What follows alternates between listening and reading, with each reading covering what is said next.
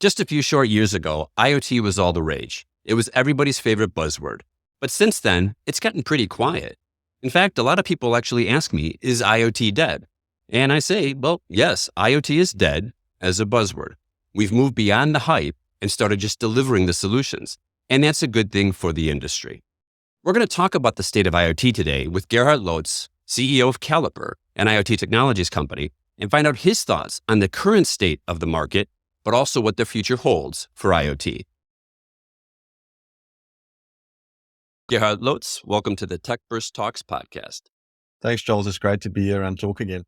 It's been a while. The last time you were on the podcast was back in 2019, and that's when you were still with Telstra running the IoT business over there. But for you, a lot has changed since then, and I guess for all of us. So what have you been up to the last 5 years? Yeah, I can hardly believe that it's been 5 years, Charles, but I joined a company called the Madison Group in 2021 after Telstra as CEO. The group has been around for about 30 years with divisions in audio, industrial communications, cabling, and also LTE infrastructure. And one of the companies that fits in under that umbrella, a company called Kallipr. Kallipr previously used to be known as MIO. Kallipr is very focused on developing IoT solutions. And in the last 3 months, I took the role of Kallipr as a primary focus, and I'm no longer leading MGE, and we're trying to take Kallipr global at this point. Now, I find this interesting because you left the relative comfort of a large corporate, of working for Telstra, the incumbent operator in Australia, and you've gone to much more of a startup. So what led to that transition? I think there's seasons in your life, Charles. I think, I had the opportunity to lead a really good team at Telstra, and we did some really amazing things, but it probably got to a point where it was time to move on. And I'm very grateful for all the opportunities that Telstra gave me and all the people that I've met along the way. So I decided to take on a new challenge. And like we said before, even the large corporates aren't necessarily that comfortable at this point anymore either. But you know a little bit about that too, don't you? So. Oh, yeah. I'm X3 telco, so I'm X02, Vodafone, and BT. I always say it tongue in cheek. I'm curious why people leave telcos, but I always understand why they left telcos. So they're a great place to be at. You can learn a lot, but sometimes you need to go out and have some more impact. But what I'd like to do now is find out a little bit more about Kallipr and your solution. So what does Kallipr do? What are the products that you provide and services to the market? Yes, there's a play on the name of a Kallipr that you use as a measuring tool. Kallipr is the product set that we have consists of the ability to measure things in new places. So physically, it comprises of hardware that uses battery powered or energy harvesting techniques to connect to a wide range of sensors. Some of them we build ourselves. Some of them we just use off the shelf, depending on whether we can meet the use case and the feasibility with it. And what we do then is we take measurements and upload that measurements into the cloud and generate some insights from there. I think the thing that makes Kallipr special, though, is that we're completely vertically integrated, all the way from manufacturing to getting the machine learning patterns defined in our cloud itself and back down again to the edge devices. So, we've been going for about 7 years as a company. And the last 3 years, we've really pushed on building a new product platform, which is the Kallipr S2 series, which from our point of view is the leading solution in the market. See, I want to come back to some of the use cases in a bit, but I want to first hit on this because this is one of the big questions I had when I first heard that you were going to join Kallipr. You're manufacturing your own pieces of kit as well and developing the software. And you're based in Australia, up in the Gold Coast, which, as we can see, it's a little bit cold there right now, whereas it's very hot in Singapore. How do you compete in that? Because a lot of the sensors that we see come out of China, they're dirt cheap. So what are your differentiators against the people who come from more the low-cost manufacturing countries? Because I think it starts off with you have to be thoughtful in your design process and consider which components you place on a device. And that can really make a difference on your BOM to start off with. But even having done that, there's obviously other companies that will do the same. Our focus as a company really is looking at the total cost of ownership of the solution. And what I mean with that is that if you've got a cheap device that can last for a year or two, which is relatively easy to build and design, then after a year or two, that has to be replaced. And that has a costly implication for the customer. As a company, we focus on three things. The first thing we focus on is to reduce the cost of deployment by paying a lot of consideration to things like mechanical design, but also things like staging and automating some of the functions that has to be done manually. Secondly, we focus on increasing the longevity of the solution. We've got market and industry leading battery life claims on our devices that is not coming with a lot of asterisks and so forth. Yeah, so it's an honest claim. And then thirdly, we try to reduce the maintenance cost, and specifically we are extremely focused on truck rolls and making sure that when when a solution goes out to market, that you don't need to visit that too quickly. See, a couple of years ago, we caught up in Singapore and you started talking about truck rolls. And I'll be honest, I didn't know what a truck roll was or how high the costs are of doing truck rolls and how that totally impacts the cost of ownership of a solution. So I really like the idea that you're focusing on that, because what you're doing is really delivering more human outcomes to more different potential influencers in the decision process. And the way I looked at it was, you've got a great piece of kit that you're actually taking to market that is industry best in class as far as the quality of the tech spec in the kit. But then what you've done by focusing on the total cost of ownership is you're addressing the concerns and challenges of other people that are involved in the decision-making process. And if companies don't do that and they just focus on the tech, they miss out on that. But because you're bringing those people in and addressing those concerns, I'm sure that streamlines your sales process and makes it easier for people to adopt your solutions, because let's face it, if there's a major investment, they want to see that there's going to be a quick ROI. And because of your focus on reducing that total cost of ownership, that gives them that quick ROI. Yeah, I'll give you an example. So we're working with a city in North America, and one of the challenges they have is when they have to open a manhole cover, they have to shut down streets that has trams and electric buses in it.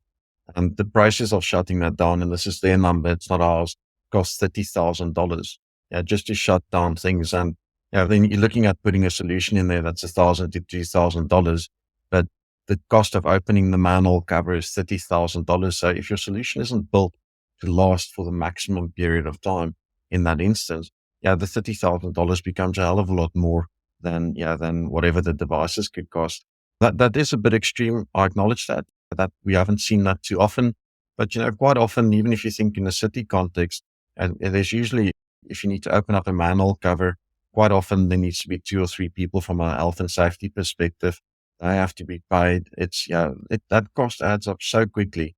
And I think the thing that we look at and what we try to communicate to our customers is, beyond just the actual cost, that it doesn't really add value to spend that much time changing a battery or go visiting a manhole simply because the design wasn't done correctly from day one. You could tell them, I'll do it for 20,000. So maybe I'll save them 10,000. I can just do a few of those a week and then I'll be done, retire in about a year. I think that'll work perfect for me. Yes. I don't care about health and safety. I'll manage. Okay. Anyway, so what about some other use cases now? So you've mentioned with the manhole covers, what are some of the other successful case studies that you have of clients that you've delivered to? Look, I'll start off with rail, because rail is such an easy one to understand. Yeah.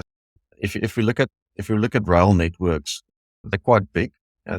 And there can be thousands of kilometers, but the amount of data that comes off the rail network is very restricted. I think when we look back at infrastructure management in 50 years' time, I think we're going to feel quite similar to looking back today at how they landed on the moon, for arguments. I still can't believe that they did it with so little compute power, but yet they did it. And I think people are going to look back in 50 years' time and say, look, but this infrastructure really had no data coming from it.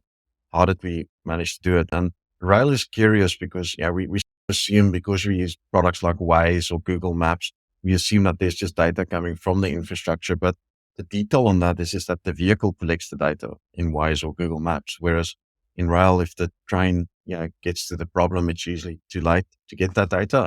And so from that perspective, one of the biggest challenges that rail operators are dealing with is what they call rail kinking. So essentially, rail kinking takes place when the temperature on the ground gets so high that the rail expands and starts kinking, which causes train derailment and massive losses. So in that instance, what we've done is, so the way operators deal with that is they slow the trains down using ambient or regional temperature measurements. They don't have micro measurements like you would expect even on something like Waze. And so what we've done in that instance is we've developed a solution that is solar powered.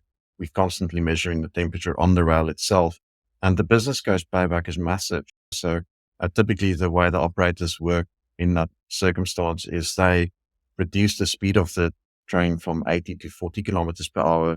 And that means that the train trip will take double the amount of time. Now, the FRA, which is the Federal Rail Association of America, they published the study that said that the cost per hour to run a train is $200,000, which is a tremendous amount of money. Yeah, so we only have to save a few hours to pay back an entire ROI of an investment to do something like that. So that's one of the industries we focused in. We also focus on the water industry. We've got quite a few successful use cases over there in wastewater management, conductivity management, and effectively making sure that we manage our most precious resource more. But there's a lot of new ones popping up the whole time too in industries like mining and so forth. Another thing I like about your solution is it's very easy to adapt it to any different vertical or any different industry or even a city, because you can just put in a different sensor inside of the housing unit and solve whatever problem they have. So, and the fact that you've been able to adjust the total cost of ownership and really think this through, I think it's quite an exciting time for you. And what I also really like is that you've had a lot of fun with your B2B marketing. Now, this kills me because you do sensors. I've been looking at sensors for a dozen years. It's not the sexiest of industries, but Kallipr has done a very good job of making your business quite fun in some of the videos you've done. Yeah, look, it can be quite boring to talk about flight switches and so forth. But I think, when we look at the B2C space in marketing versus the B2B space, B2C is far ahead of B2B. When you consider when you open up Facebook, if you're interested in rugby, for argument's sake, you'll be getting targeted with rugby ads and trying to buy something. And whereas I think when you open up your LinkedIn, the personalization of what your profile is a lot less.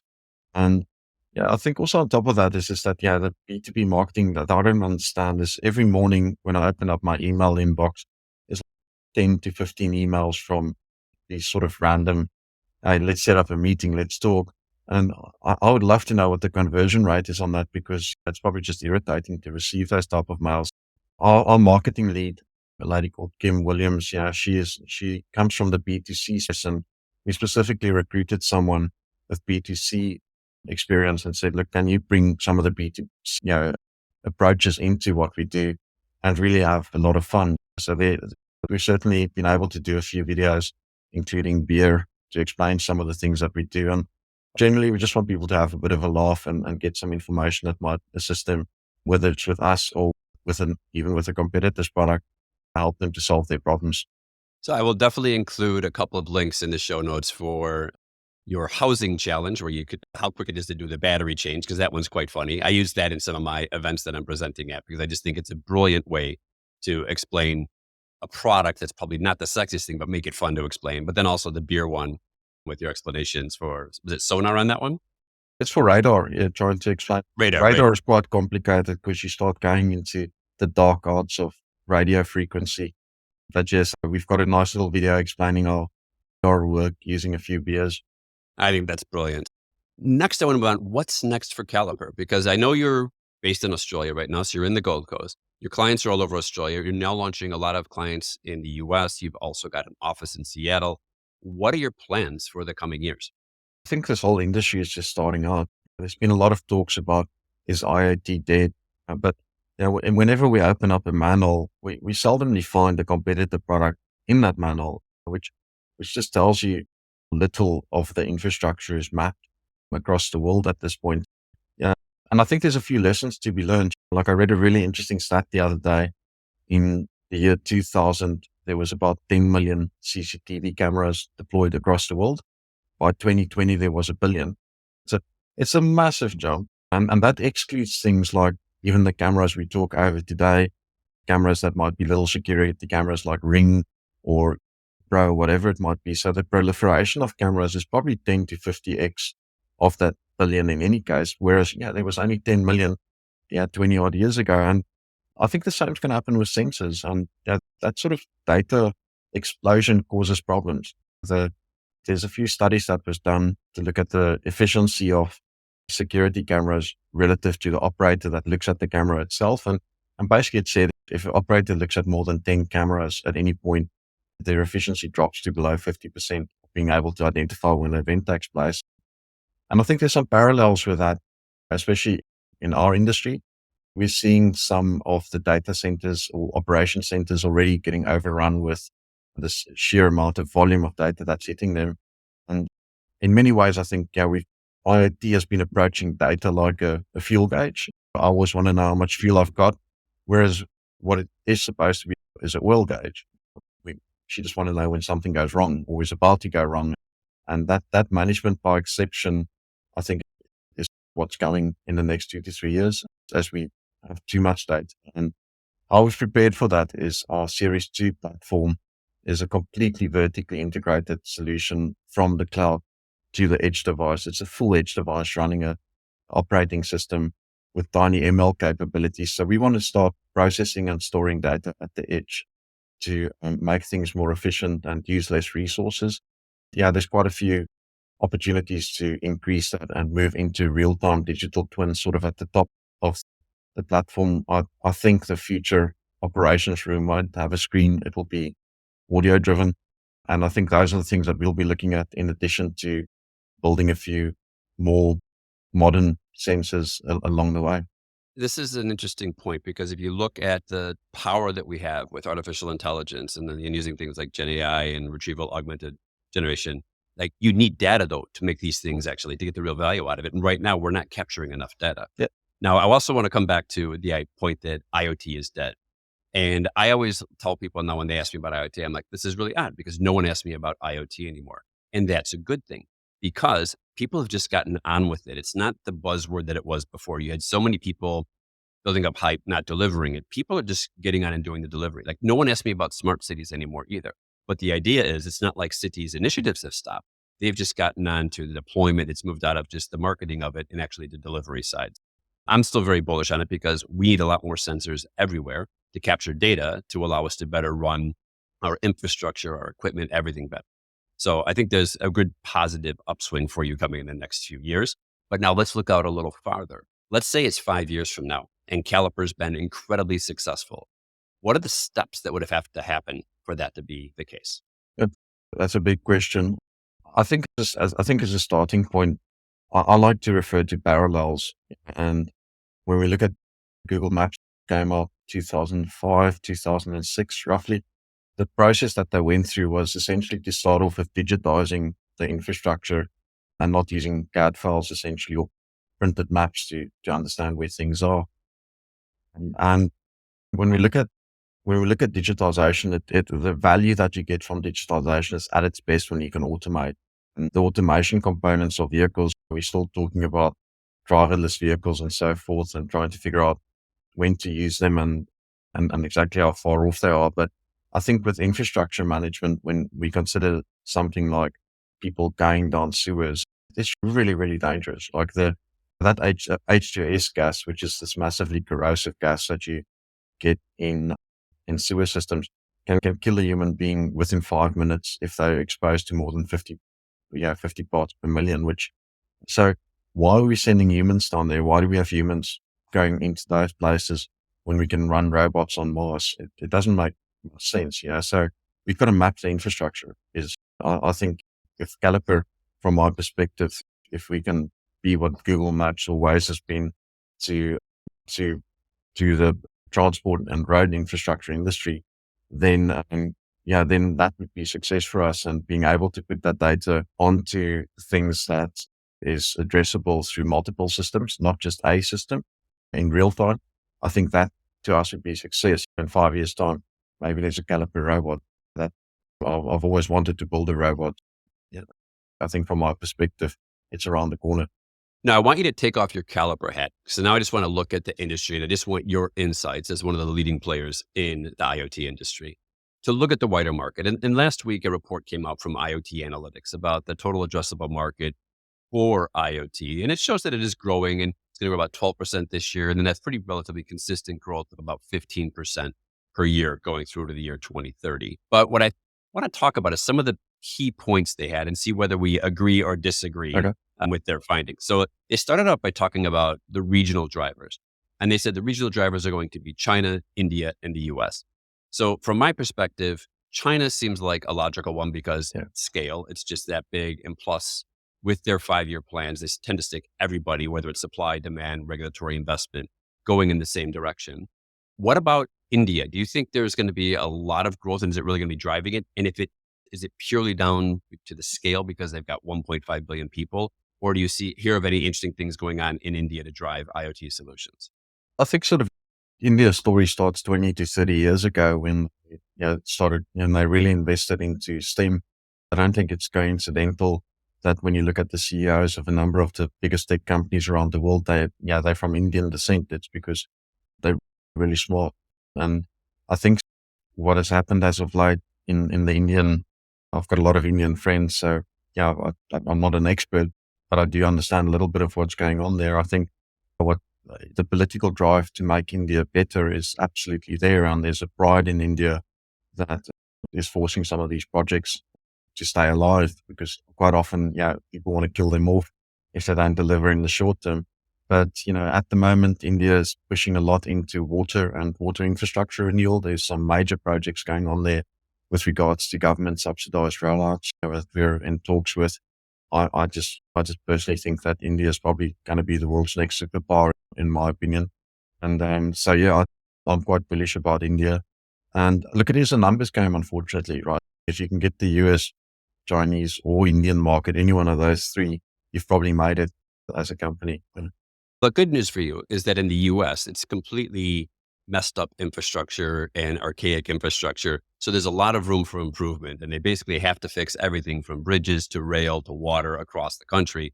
That should create a lot of opportunity. But I want to also talk about what they didn't mention. There was no mention of anything in Southeast Asia, and there's no mention of Europe as far as being a real driver. So what are your thoughts on that? I think from my perspective, Southeast Asia, it's too small, fragmented, and you've got Singapore on the developed end, but then you've got other countries that are not as developed, less budgets to actually deliver the solutions. What are your thoughts about that or on Europe? Look, we've got at the moment, we're doing work into the Philippines with Singapore, obviously. We've got a couple of conversations going on there. I think there's unfortunately a language barrier for us as predominantly English speaking people too. Like we don't speak the local language and I think it's only fair to expect that if you build software or anything related to a solution that you present the information in the language that people predominantly speak there. So I think companies that can do that, companies that do have the ability to localize the product will do well. And I think, moving to Europe is a little bit more forgiving in language, but even if you think of the Netherlands and Germany, you do better if you can do it in Dutch or in German. And I think that's just human nature, right? We tend to listen to people that we understand better. And I think so in terms of infrastructure renewal across Europe, there's a lot going on. Italy specifically is focused a lot on improving their infrastructure. And look, around the world, everyone is dealing with, whether we believe in climate change or not, everyone's dealing with different climate conditions. And if you look at there's talks that England might become a really good place to make sparkling wine, which because the weather down south is changing so much, everyone's got to deal with these changing weather conditions, and that creates havoc on infrastructure, floods and rail derailments and so forth. So I think it's relevant everywhere. How motivated people are to do it, it depends on political will and the ability to push things through. But infrastructure around the world is roughly the same age. We see the same problems in England than what we see in the US. Probably less in Germany. They're a little bit more efficient. But then again, they've had a bunch of problems with the rail network this year. Yeah. And by the way, when I used to live in the UK, we did have quite a bit of the English sparkling wine or from the countryside there. You can make it there. It doesn't mean they can make it good yet. So there's some that are better than others, but there's a long road before they're going to be competing with some of the other major wine producing regions. I'll do that on my next TechBurst Winecast talks. So next thing I want to talk about is the verticals that are driving it. And they named two of them. I think one, you know quite a bit about as well, which is automotive. And I think there's just so many sensors in the cars. There's so much data, but also just the whole inbound eSIM capability. Do you still see that being a big opportunity, or has that been locked up for a lot of the businesses? Yeah, look, I think if you look at the average vehicle, you'd probably expect it to have a SIM card in almost. at this point in time. 5 years ago, it was more the exception than the rule. But yeah, Toyota, for example, comes out with SIM card. That to me always indicates that the majority is taking it. So I don't think there's necessarily anything wrong with saying that's continued to be the source of income. But yeah, the source of income on vehicles and just selling data, because that's all you're selling when you're selling into that industry specifically, unless it's a retrofit like a dash cam or something. But yeah, I'd say that yes, there will still be income, but I wouldn't necessarily say that's the one that would grow the most. Yeah. I think the other ones they mentioned were process manufacturers. And yes, manufacturing industrial is always going to be investing heavy. I think it's too light of an analysis, depending on which part of the world you're going to go to. I know people that are looking at water in pretty much every continent right now, including yourself in North America, South America, and Australia. But I know people doing it in Europe as well. So that seems to be a really big one because we need to really take care of our water and do better waste management. So I'm not too worried about that. There's opportunities pretty much everywhere. They just tried to really narrow Well, it down. like I mean, every week we get a new use case in that you just go, I had no idea you need to measure that. Yeah, like it's one of the use cases we're dealing with at the moment is it's an unfortunate use case, but something we didn't know about is when you cut stone, it generates a specific silica dust, which if you inhale it, it can be really detrimental to your health to the point that, you've got accelerated death as a result of it. So Australia just banned manufactured stone, first country in the world to do it. Those bench tops that you get and someone saws it off, no longer happening. We've got a sensor that we've been working with within a UK company that now wants to measure that wherever there's rock cutting going on. I think it makes sense to look at manufacturing, but when we think about all the infrastructure around us, roads, rail, water, mines, farms, you can keep going, just move outside of your CBD. There is so much to measure and improvements to be made. So I think I'd say the areas that are not carpeted is probably of more interest for me. And the last part on this IoT analytic ones I want to cover is how they broke down the segmentation. They said IoT software, which includes AI, is going to be driving the growth. No surprise. What they didn't do was break out IoT connectivity. And I've been watching the market for years, and all I know is that data rates keep dropping. To put this in perspective, about a year ago, I was still paying $80 Sing dollars per month to get 5 gig of data. I then switched over to a month by month contract. I get 150 gigabytes per month for $15. So data rates are just dropping. What does this mean for the operators? Are they going to be able to survive and deliver with IoT solutions? Because they're really good at connectivity, but they're not really great at doing the services side. I'm probably less concerned about the mobile network operators than what I am about the IoT only operators. Like it's because if you're sitting in a declining that keeps on going down, and we already like today you can buy a SIM card of a company like Once, and I think it's €15 for 10 years or something, or 15 US for 10 years, which it's $1.50 per annum. Now, then you've got networks that are only IoT, and you go, how on earth are you guys? Because, I mean, if you just look at a good security center, how much millions? No, unfortunately can't quote some of the numbers I know because I do have some contracts that still holds me to it, but it's in the tens of millions to run a proper SOC. And so I think telcos are also up for, this whole NTN, the non-terrestrial networks where LTE comes from the satellite. I think that's going to change the way that you communicate. I think it's the biggest revolution on our doorstep that we're not talking about. Like it's bigger than a number of the changes that has taken place, because all of a sudden you can have connectivity everywhere. And when everywhere, it's everywhere. It's not just where there's human or as a percentage of population. It's literally everywhere. So what does that change? Give me a couple of use cases there. What industries would that be useful for? I'll start on the relatively sort of morbid side, but you just start with the airline industry. Like that MH370 that we still don't know what happened to those poor people on that plane. We would have a coverage for all of that as a starting point because the LEO constellations would have been available there. Then when you look at remote infrastructure, at the moment, if some of these satellite providers are charging ridiculous numbers, like that, I've seen prices of 70 cents per kilobyte. which is worse than SMS at the height of it. So I think it's going to really I'm not sure whether it's the satellite industry disrupting satellite or whether it's just the satellite industry disrupting everyone with what's going with NTN.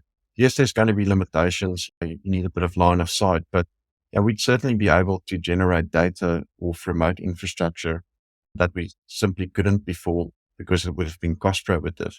So I think that's going to change things. And I think the user experience is going to change. Like I still think there's a case to be made for abstracting the comms layer from a handset manufacturer's perspective. I'm still surprised that there's not an Apple phone product out there where you just use Apple Mobile and they pick whatever network is available because they've got all the data there. Why haven't they done that yet? I've been thinking about this for years, ever since I started looking into eSIMs. But I think the challenge for Apple is because they have such strong carrier relationships and sell through the carriers that they don't want to do that. Now, I do think there's a huge opportunity for anybody else who's a global technology, big brand, who doesn't normally sell through the carriers. So if you remember back when Amazon had its old Fire phone, imagine if Amazon went out to HTC and said, build me the coolest phone that compete with an iPhone. And you launch that with global connectivity at a tiny fraction of the price that you'd be getting through an operator. First of all, they'd wipe out the enterprise market, which would hurt all the different operators a lot.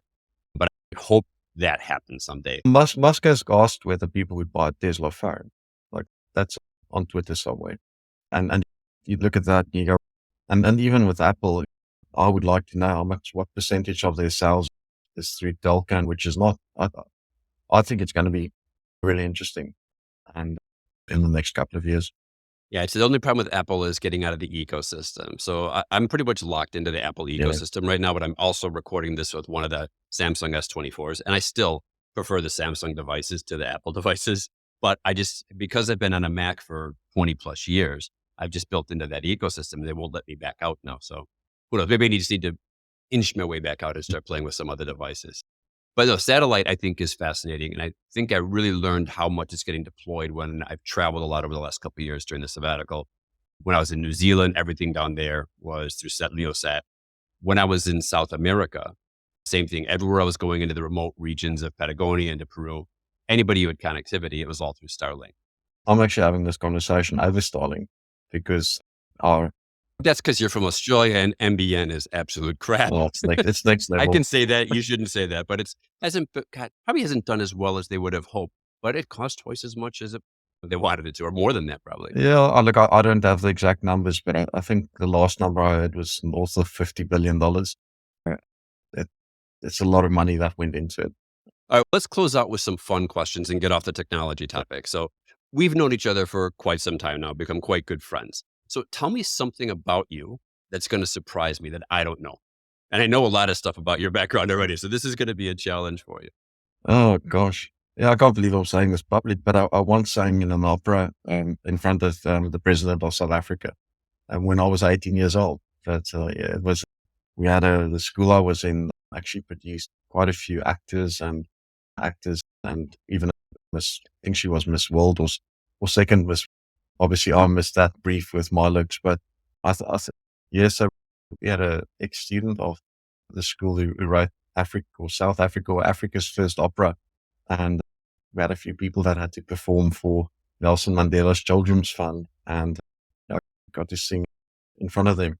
Next time we're together, I'm definitely taking you for karaoke. Just to warn you, I have the worst voice in the world, but I'm very good at screaming and I have no shame when I do karaoke. Okay, I can be loud and bad. Now I can ask a question back. What is your thing? I don't know. Oh, wow. I had a blonde mohawk when I was 16. I know that. Punk days. You know that You told me about the punk days, yeah. Yeah, so the blonde mohawk got me kicked out of school for a while until I dyed it back. Eventually I had to, or they were going to let me graduate. Okay, here's an odd one for you. I used to spend my summers when I was a little kid on an island. My dad was a teacher and we had this island on a lake, a very small island. Trust me, it was not nice. It had no running water, so I used an outhouse all the time. Oh, well. We had to take a boat to get to it. There was no telephone. So it was just me, my mom, my dad, and my dog for 3 months on this tiny island. I basically worked the whole time. So every summer, my job was to dig a large hole so we could shift the outhouse for the next year. I spent my summers from when I was about 8 until I was 13, literally digging holes for people to do their business in. I've got a few sentences for next time we've got to do that. So God, I haven't thought about that in years. Probably because I'm still like keeping it compartmentalized. I don't want to the address the trauma. fact that I just said there. I can see a bit of tears in your eyes there too. Like, Yeah, so what'd you talk about in the TechBurst Talks podcast today? Oh, we talked about digging holes for shitters. Okay, that's very good. We're making good progress there. All right, so now another one back for you. Let's say that you get to be 18 again, and I'm going to give you 3 choices about your future career options. You could follow the same path, ending out in the technology path, going down that, or you could become a professional rugby player and represent the Springboks. Which would you choose? I was going to go with the first one until you said the last one. Look, rugby is a passion in our family. It would be a very hard choice, but I don't know. I'm one of those people who think that everything happens for a reason, and you're just not the same person if you ever go back into it. Yeah, it'd be very hard for me to make a choice on that one, but yeah, I'd probably just stick with what I'm doing at the moment. I think I'm very fortunate to work with a very strong team and very good people, and we're doing some stuff that's worthwhile doing. Sport is a challenging one, right? Because especially rugby doesn't get paid that much as opposed to soccer. So you're always going to have to do a job after that. But, I'm grateful for having played the game a little bit, but I think I'll stick to my path. And yeah, team sports teaches you a lot about work too. So those two things in my life was very intermingled. Now I probably learned more from rugby at university than what I learned in the class. And it served me well today to know how to give your best shot. And yeah, sometimes you turn up and you're just not good enough. But no, I think I'll stick to number one. You've done very well at predicting the rugby results, because I remember back in 2019, it was before the Rugby World Cup final, and I asked you about who was going to win the Rugby World Cup, and you picked the Springboks. And I was hopefully that was going to be the case because I got to go and watch a few of the matches up there. And then, of course, they won again last year. So maybe is it because of the timing on this? If this would have happened right after the Rugby World Cup, instead of, we just talked about this earlier before the podcast, we watched Ireland beat South Africa at the weekend, which was very depressing for both of us. Probably more so for you because you are South African, whereas I'm just an adopted South African. Honorary South African. Honorary. Okay. Yeah. No, I think it's, sport is fantastic. And I think when you look at what Springbok Rugby has done for South Africa, it's united the country, and I've got fantastic leadership there, all the way from the coach, Siya Kadisi as the captain. He's an exceptional human being. I wouldn't mind meeting him one day, but I think, it's passion versus, I think we all get to live different passions. We spoke about your passion for wine earlier too, and if unfortunately can't do all of them at the same time. Yeah, it's a very hard choice. It's a very hard choice. And this weekend, didn't exactly add to the motivation, but it was an unfortunate result. But congratulations. We won't go into all the bad Later. calls. Yeah. There was some dodgy calls there, but yes, Ireland did play extremely well, especially in the first half. So anyway, it was an exciting series. It's good to get these matches. Now we've got the championship coming up, and then of course the autumn internationals as well. And who knows, maybe when you're coming over to Europe in the autumn, we can go and catch a match in either in France or in London. We can do it at the right time. Yeah, sounds like a great idea. Yeah. Okay, Gerhard, listen, thank you so much for all your time today and sharing your insights. I wish you all the best with Kallipr, and I hope you'll come back soon and let us know how everything is progressing. Thanks, Matt. Really appreciate it. And it was good to talk to you again. And I look forward to catching up for a drink soon. Okay, absolutely. Thanks. All right, take care. Okay.